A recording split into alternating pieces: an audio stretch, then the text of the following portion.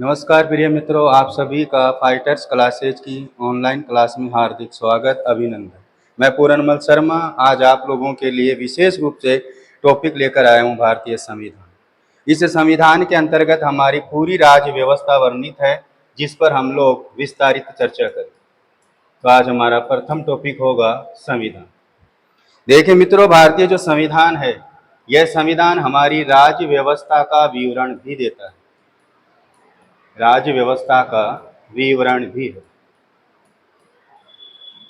क्योंकि वर्तमान में हमारी केंद्र सरकार, राज्य सरकार और जो हमारा तीसरा नवीनतम आविष्कार हुआ है, जिसे हम स्थानीय स्वशासन कहते हैं, इन तीनों के नियमों, उपनियमों सभी की व्याख्या हमारे इस संविधान के अंतर्गत वर्णित की गई है। तो सबसे पहले हम संविधान को लेकर के इसके महत्वपूर्ण पहलुओं पर चर्चा करेंगे, क्योंकि जब तक हम इसके संपूर्ण प्रकरणों को समझ नहीं पाते, तब तक किसी भी कंपटीशन में पूछे जाने वाले प्रश्न को हल करना हमारे लिए बेहद मुश्किल हो जाता है। तो देखिए, सबसे पहले टॉपिक बनता है संविधान का अर्थ एवं परिभाषा, क्योंकि इसे जानने से पहले संविधान का अर्थ जानना जरूरी है, परिभाषा पर चर्चा करनी बहुत जरूरी है। उसके बाद में हमारा जो सीधा टारगेट बनता है वो बनता है भारत का संविधान या भारतीय संविधान। अब भारत संविधान पर जब हम चर्चा करेंगे तो उसके लिए इस संविधान की व्याख्या करने के लिए हम सबसे पहले जरूरी होगा कि जो संविधान का निर्माण हुआ है उस निर्माण चरण पर चर्चा होनी चाहिए, क्योंकि हमारा भारतीय संविधान कोई तात्कालिक घटना नहीं है, कोई अल्पकालीन घटना नहीं है। संविधान को बनाने के अंतर्गत, संविधान को निर्मित करने के अंतर्गत काफी लंबा समय गुजरा है, लेकिन इतना निश्चित है कि भारत के अंतर्गत जो विभिन्न प्रकार की शासन प्रक्रियाएं आई, जहां पर विशेष रूप से हम मुगल काल को भी पढ़ते हैं, उसके बाद में जो ब्रिटिश शासन काल है, तो कहीं ना कहीं संविधान के विशेषज्ञों का ये निश्चित है मानना कि जो भारतीय संविधान है वो ब्रिटिश शासन काल की देन है। ये निश्चित हो चुका है कि भारतीय संविधान ब्रिटिश शासन काल की देन है। ब्रिटिश शासन काल की देन माना जाता है हमारा भारतीय संविधान, और इसके अंतर्गत इसके निर्माण चरणों को संविधान के विशेषज्ञों के द्वारा 3 भागों में डिवाइड किया गया, जिसके अंतर्गत सबसे पहला जो भाग डिवाइड किया जाता है वो है हमारा ईस्ट इंडिया कंपनी के तहत। ईस्ट इंडिया कंपनी के तहत हमारे संविधान के निर्माण में ईस्ट इंडिया कंपनी की क्या भूमिका रही होगी, तो सबसे पहला चरण यहीं से स्टार्ट हो जाता है कि ईस्ट इंडिया कंपनी के तहत भारतीय संविधान की प्रक्रियाओं पर क्या प्रभाव पड़ा। तो सबसे पहला ये डिवाइडेशन होता है। उसके बाद में दूसरा डिवाइडेशन होता है ब्रिटिश पार्लियामेंट,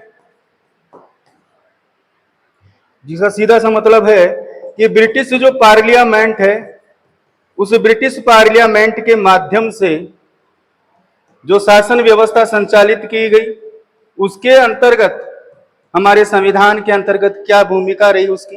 और जो तीसरा चरण है उसका नाम दिया जाता है उत्तरदायी शासन या उत्तरदायी सरकार के अंतर्गत हमारा संविधान।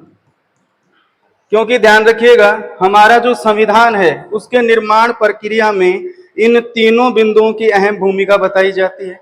क्योंकि सर्वप्रथम 1600 ईस्वी से लेकर के लगभग अगर हम देखें तो 1853 तक जितने भी एक्ट आए, उन एक्ट या चार्टर आए, उनकी जो प्रक्रिया है वो ईस्ट इंडिया कंपनी के तहत संचालित रही।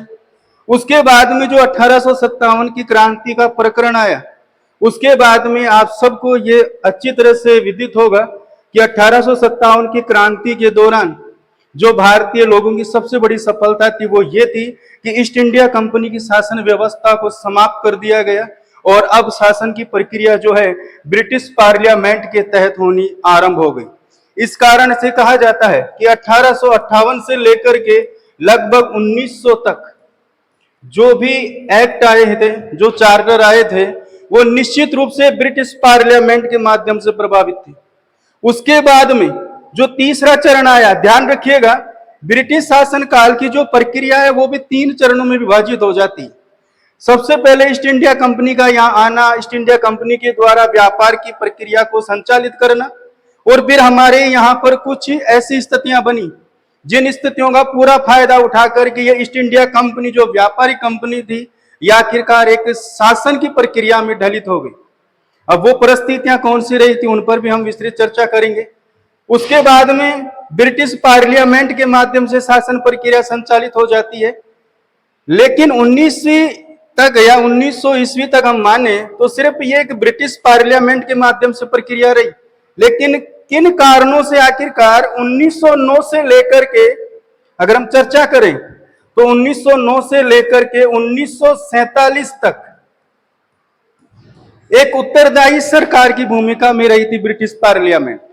और इसी कारण संविधान विशेषज्ञों का यह मानना है कि जो ब्रिटिश शासन प्रक्रिया का तीसरा चरण था वो उत्तरदायी सरकार के अंतर्गत शामिल किया जाता है, जहां पर 1909 से लेकर 1947 तक ब्रिटिश सरकार ने अपनी पार्लियामेंट के माध्यम से, संसद के माध्यम से अपने औपनिवेशिक क्षेत्र भारत के लिए जितने भी एक्ट भेजे या चार्टर भेजे जो ब्रिटिश सरकार की उत्तरदायी सरकार के अंतर्गत शामिल किए जाते हैं, जिनका चरण होता है 1909 से लेकर के 1947 तक। तो इन पर हम विस्तारित चर्चा करेंगे, क्योंकि हमारे संविधान का जो प्रकरण है वो सबसे पहले अपनी अर्थ और परिभाषा को डिवाइड करता है।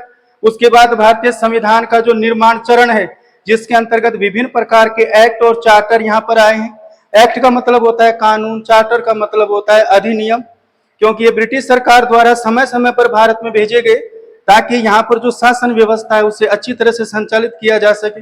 ब्रिटिश सरकार इनके माध्यम से जो कुछ भी प्रक्रियाएं भारतवर्ष में घटित हो रही थी उन पर रोक लगाने के लिए भरपूर प्रयास कर रही थी, और इसी वजह से संविधान विशेषज्ञों ने इस संविधान के निर्माण प्रक्रिया में ये 3 चरण गठित कर दी। तो सबसे पहले हम इन पर विस्तारित चर्चा करेंगे। उसके बाद में देखिए नेक्स्ट जो टॉपिक आता है अपना, उसके अंतर्गत ध्यान रखिएगा चौथे चरण पर संविधान विशेषज्ञों के द्वारा कैबिनेट मिशन को शामिल किया जाता है। आखिरकार वो कौन सा कारण है कि कैबिनेट मिशन एक एक्ट ही था जो ब्रिटिश सरकार द्वारा भेजा गया था, लेकिन संविधान के निर्माण प्रक्रिया में इस कैबिनेट मिशन की एक महत्वपूर्ण भूमिका रही थी, जिसकी वजह से कैबिनेट मिशन पर विस्तारित चर्चा करना भी अनिवार्य हो जाता है। क्योंकि मित्रों ध्यान रखिएगा, हमारा जो संविधान है और ये जो संविधान एक संविधान सभा के द्वारा बनाया गया था। हमारा यह संविधान एक संविधान सभा के द्वारा बनाया गया था। तो ध्यान रखिएगा मित्रों, इस संविधान सभा के अंतर्गत सर्वाधिक भूमिका कैबिनेट मिशन की होगी। कई बार प्रश्न पूछा जाता है कि हमारी जो संविधान सभा है वो ब्रिटिश सरकार द्वारा भेजे गए कौन से अधिनियम या कौन से एक्ट के तहत गठित हुई थी। तो ध्यान रखिएगा वो है हमारा कैबिनेट मिशन। इसी कारण संविधान विशेषज्ञ बाकी सारे अधिनियमों के बजाय, जैसे हम बात करें जैसे ईस्ट इंडिया कंपनी यहाँ पर 1600 ईस्वी में आई है, तो ईस्ट इंडिया कंपनी ने 1616 से ही एक्ट बनाने आरंभ कर दिए थे। उसके बाद में हम 1773 पर जाते हैं, सीधा से एक इंपोर्टेंट एक्ट आता है रेगुलेटिंग एक्ट। उसके बाद में 1784 का ईस्ट इंडिया एक्ट आता है। उसके बाद ब्रिटिश सरकार द्वारा भेजे गए 1813 का अधिनियम आता है, 1833 का आता है, 1853 का आता है, उसके बाद 1858 का आता है, उसके बाद में 1909, फिर 1919, उसके बाद में 1935, उसके बाद में 1940 का अगस्त प्रस्ताव, फिर 1942 का अब का क्रिप्स मिशन, फिर उसके बाद में 1946 का कैबिनेट मिशन। तो ये क्या कारण रहा कि सबसे इंपॉर्टेंट मिशनों के अंतर्गत कैबिनेट मिशन को शामिल किया गया। क्योंकि मित्रों ध्यान रखिएगा, संविधान बनाने के लिए जिस संविधान सभा का गठन किया जाना था, उस संविधान सभा के गठन की पूरी प्रक्रिया इसी कैबिनेट मिशन के अंतर्गत तय की गई थी।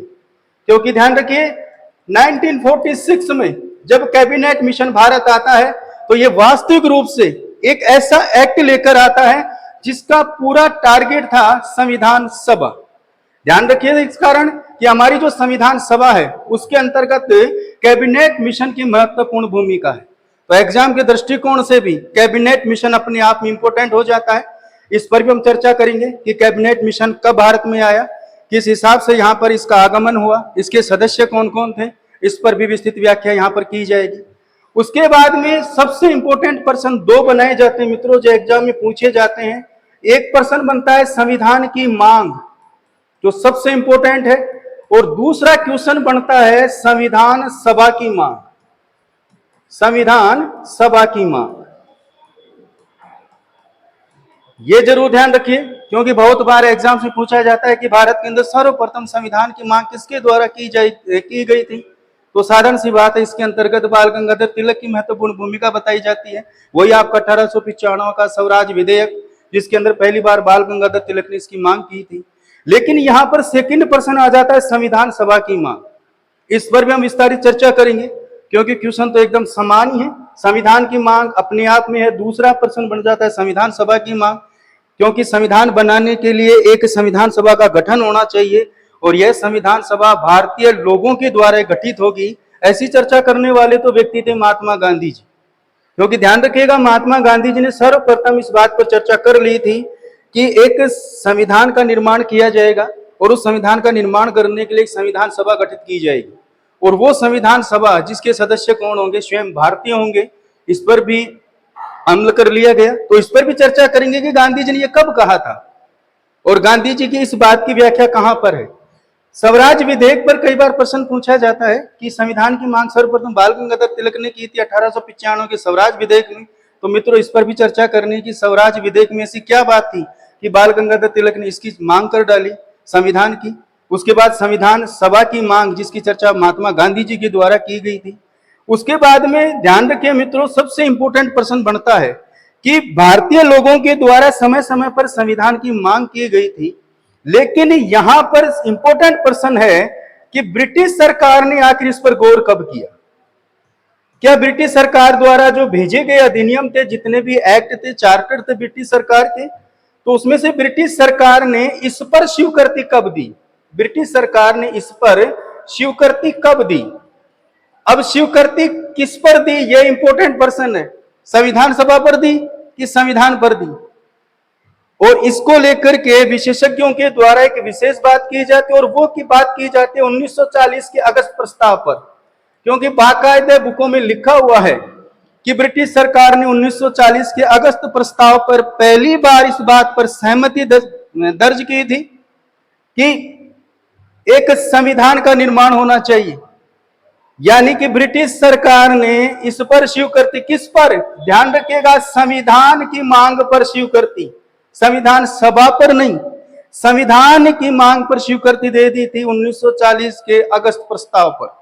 तो यह भी इंपॉर्टेंट प्रश्न है, क्योंकि भारतीयों के द्वारा तो लंबे समय से इस बात की मांग की जा रही थी, जिस पर हम लंबी चर्चा पूर्ण रूप से व्याख्या करेंगे। 1895 के स्वराज विधेयक से लेकर के 1922 के अंदर गांधी जी के माध्यम से, और 1925 कांग्रेस के माध्यम से इस पर चर्चा हुई। उसके बाद में 1928 के अंदर जो नेहरू रिपोर्ट आई, उस पर भी इस पर व्याख्या की गई थी। तो क्या कहा गया था उसके अंदर, इस पर भी विस्तृत व्याख्या की जाएगी। और उसके बाद में जो इंपॉर्टेंट प्रश्न है वो ये है कि भारतीयों के द्वारा ये सारी बातें कहने के बावजूद भी ब्रिटिश सरकार ने ना तो 1909 के अधिनियम में कोई ध्यान दिया, ना 1919 के अधिनियम पर इस बात पर कोई चर्चा की, ना ही 1935 के अधिनियम पर, जो ब्रिटिश सरकार द्वारा भेजे गए समस्त एक्टों में से सबसे बड़ा एक्ट था, जिसके बारे में यह भी कहा जाता है कि हमारा जो भारतीय संविधान है उसका लगभग 75% जो भाग है वो हमारे इस 1935 के अधिनियम का है। लेकिन मित्रों देखिए, अजीब बात है, ब्रिटिश सरकार ने तो यहां पर भी संविधान को लेकर कोई चर्चा नहीं की, क्योंकि 1935 के अधिनियम को जब आप विस्तृत रूप से पढ़ते हो तो वहां पर संविधान या संविधान सभा को लेकर कोई चर्चा नहीं की गई। इस कारण से 1940 का जो आपका अगस्त प्रस्ताव है, इसके अंतर्गत ब्रिटिश सरकार ने पहली बार इस बात पर अपनी अहमियतता दर्शा दी। इसके लिए वो राजी हो गए कि संविधान का निर्माण होना चाहिए। लेकिन मित्रों ध्यान रखिएगा, 1940 का अगस्त प्रस्ताव भी संविधान सभा की चर्चा नहीं कर रहा है, सिर्फ इस बात की चर्चा कर रहा है कि भारतीयों के लिए एक संविधान का निर्माण किया जाना चाहिए, क्योंकि ब्रिटिश सरकार इस बात पर पूरी चुप्पी साधना चाहती थी कि संविधान बनाएगा कौन। अगर संविधान बनाने के अंदर भारतीय लोगों की भूमिका को दर्शाया जाता है तो कहीं ना कहीं भारतीय लोग इस बात को मान बैठेंगे कि आखिरकार हमारी जो लगातार संप्रभुता की मांग है, हमारी जो स्वतंत्रता की मांग है, उस पर ब्रिटिश सरकार ने मोहर लगा दी। इसी कारण 1940 के अगस्त प्रस्ताव ने भी ब्रिटिश सरकार जो लगातार चालाकियों से भरे हुए अधिनियम भेज रही थी, वहां पर भी यही बात की गई। क्योंकि यह ध्यान रखिएगा, 1940 का अगस्त प्रस्ताव सिर्फ यह अनुमति दे रहा है कि भारतीयों पर शासन करने के लिए एक संविधान होगा, उसी पर, ना कि संविधान सभा पर। संविधान सभा को लेकर के चर्चा जिस एक्ट में की गई थी मित्रों, ध्यान रखिएगा, वो पहला एक्ट था आपका कैबिनेट मिशन, जिसमें यह कहा गया कि ब्रिटिश भारत, क्योंकि इस समय भी 1947 तक हम भारत को भारत नहीं कहेंगे, ब्रिटिश भारत ही कहेंगे, क्योंकि 14-15 अगस्त की मध्य रात्रि को द्विराष्ट्र के सिद्धांत पर जो 2 देश आजाद हुए हैं, उसके बाद ही उनका नामकरण भारत और पाकिस्तान के नाम से किया गया। इस कारण अब तक हम, जब तक हमारी स्थिति जो है 14-15 अगस्त मध्य रात्रि 1947 तक नहीं पहुंच जाती, तब तक हम इसे सिर्फ और सिर्फ ब्रिटिश भारत कहें। तो कैबिनेट मिशन ने ब्रिटिश भारत के लिए संविधान सभा की जो प्रक्रिया की गई, उसको लेकर के जो एक्ट आया, वो आपका कौन सा था? Cabinet mission. इंपोर्टेंट पर्सन है कि ब्रिटिश सरकार ने संविधान सभा को लेकर के जिस एक्ट के अंदर पूरी व्याख्या की, पूरी चर्चाएं की, वो एक्ट आपका कौन सा था? Cabinet mission. क्योंकि ध्यान रखिएगा मित्रों, इसी कैबिनेट मिशन के अंतर्गत संविधान सभा के सदस्यों की संख्या तय हो गई थी। इसी मिशन के अंतर्गत जो प्रारंभ से ही ब्रिटिश सरकार ने एक चाल चली थी, फूट डालो राज करो, जिसके अंतर्गत सामान्य, मुस्लिम और सिख इन सीटों का डिवाइडेशन हो चुका था, और संविधान सभा किस प्रकार से निर्मित की जाएगी, सदस्यों का चुनाव किस आधार पर होगा, यह भी तय कर दिया गया था। और देखिए, सबसे बड़ी बात है, चुनाव की प्रक्रिया के 2 तरह के प्रकरण होते हैं, प्रत्यक्ष और अप्रत्यक्ष। लेकिन ब्रिटिश सरकार के द्वारा भेजे गए कैबिनेट मिशन ने संविधान सभा के सदस्यों के लिए सिर्फ एक विधि का प्रयोग किया था, ध्यान रखिएगा, और वो विधि कौन सी थी? अप्रत्यक्ष विधि। कौन सी विधि काम में ली थी मित्रों? अप्रत्यक्ष विधि। और इस अप्रत्यक्ष विधि का जो प्रकरण है, वो किसके अंदर तय किया गया? कैबिनेट मिशन में। हालांकि इस अप्रत्यक्ष विधि के अंदर सदस्यों का 2 तरह से प्रकरण होना था, एक तो चुनाव के माध्यम से, और इसके अंतर्गत चुनाव की प्रक्रिया किस में काम में ली गई थी मित्रों? अप्रत्यक्ष विधि। और एक था आपका मनोनयन। मनोनयन होना था, इस प्रकार से डिवाइड कर दिया गया। तो कहने का मतलब सीधा सा है कि जो हमारी संविधान सभा है, उस संविधान सभा को लेकर के ब्रिटिश सरकार के कौन से एक्ट में पूरी व्याख्या की गई, तो वो आपका कौन सा है? Cabinet mission. उसके बाद देखिए मित्रों, आगे की जो चर्चा होगी, यहाँ पर भी बहुत सारे प्रश्न पूछे जाते हैं, सदस्य थे तो कितने थे। हालांकि हम बुकों के अंदर पढ़ते हैं कि हमारी संविधान सभा के अंदर 389 सदस्यों का चुनाव हुआ था। लेकिन मित्रों ध्यान रखिएगा, आखिरकार वो कौन सा प्रकरण था जिसके तहत कैबिनेट मिशन ने यह तय किया कि संविधान सभा के सदस्यों की संख्या 389 होनी चाहिए, कम या ज्यादा क्यों नहीं हुई?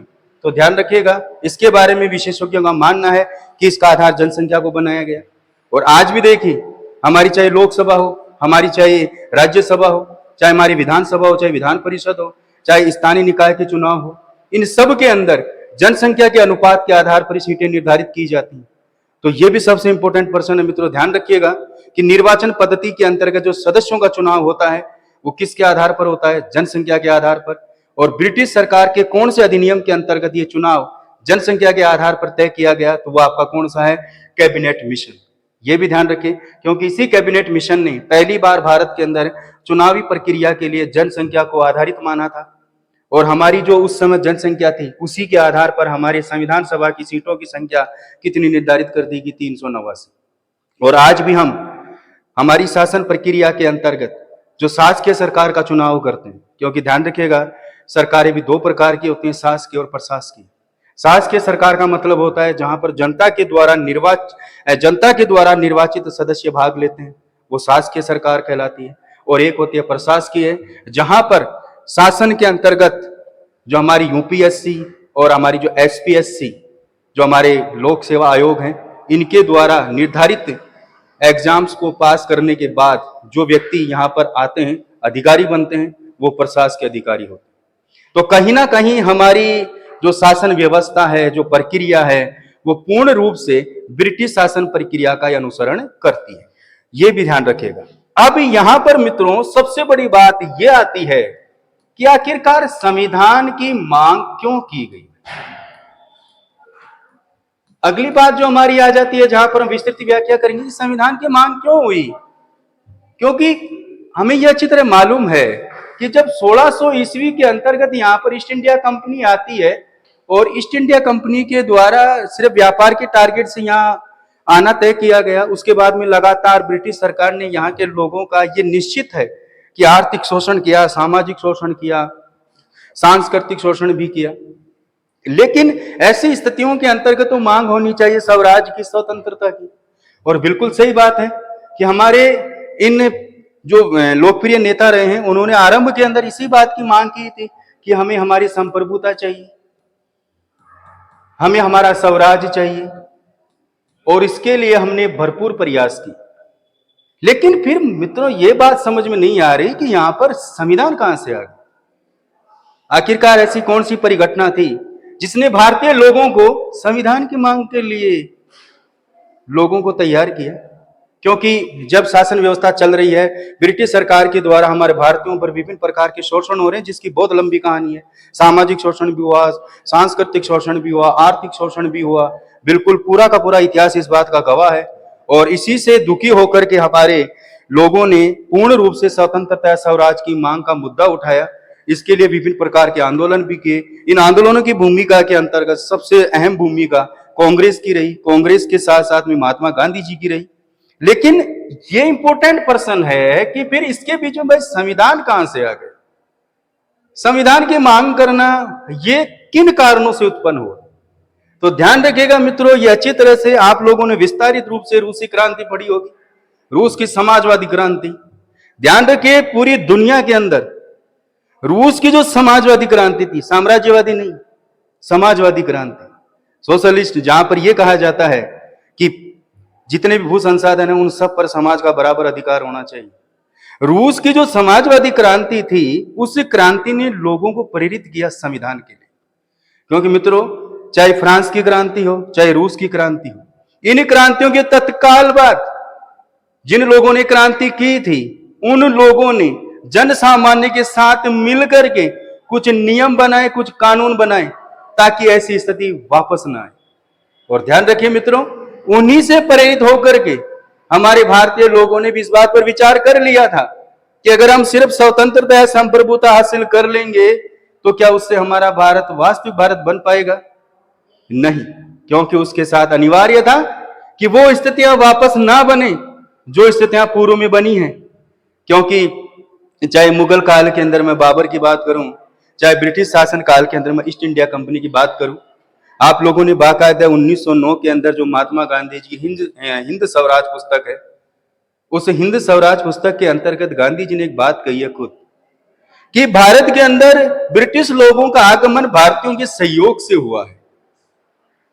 तो कहने का मतलब यह है कि जो विदेशी शासक यहां पर आए हैं वो भारतीय लोगों के सहयोग से आए, क्योंकि बाकायदा गांधी जी ने यह कहा है।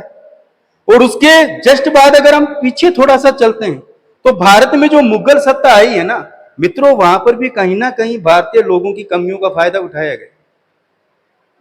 इसी कारण चंद लोगों की गद्दारी से फिर वो स्थितियां ना बन जाएं, क्योंकि जितने लंबे संघर्ष के बाद हमें आजादी मिलने वाली है, क्योंकि ये तो निश्चित था कि जब भारत आजाद हो जाएगा, और आजाद भारत के अंदर शासन व्यवस्था किसके माध्यम से चलाई जाए, कौन चलाएगा?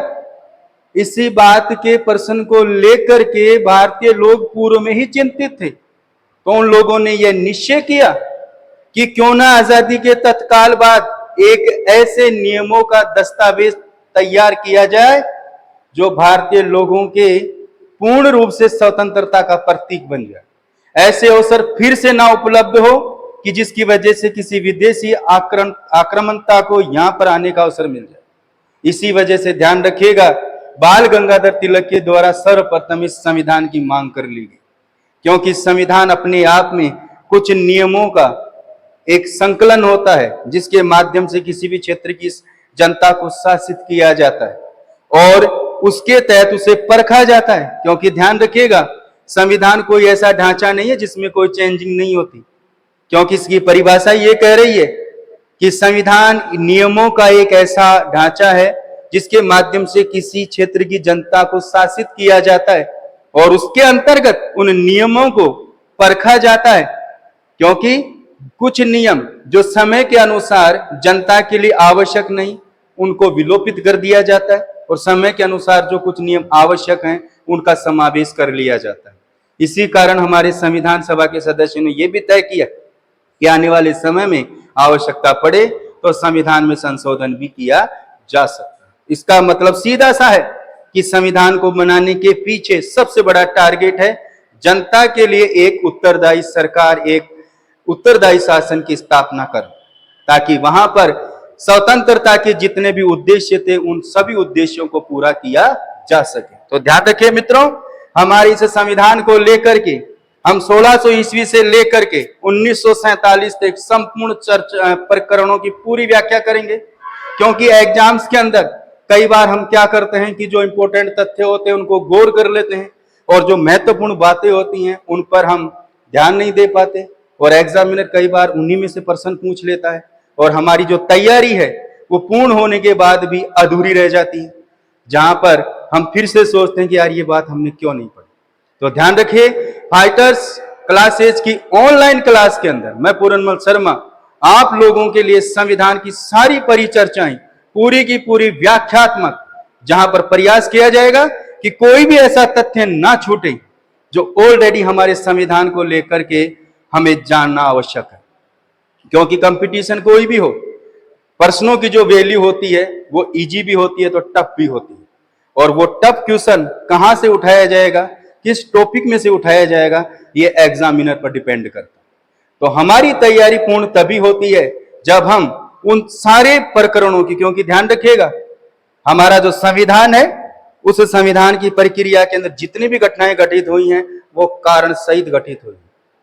अगर हम इसे कहानी के रूप में, एक व्याख्या के रूप में पढ़ते हैं तो इसे समझना, इसे परखना कोई मुश्किल काम नहीं।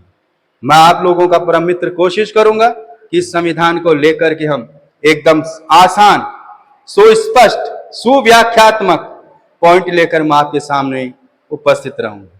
जय हिंद, जय श्री राम।